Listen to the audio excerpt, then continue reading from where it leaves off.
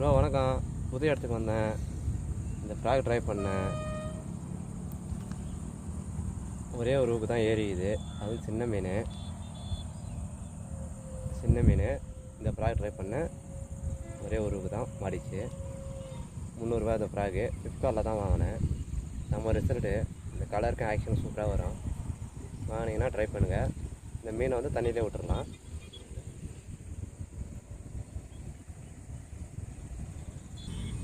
Bro வணக்கம் bro.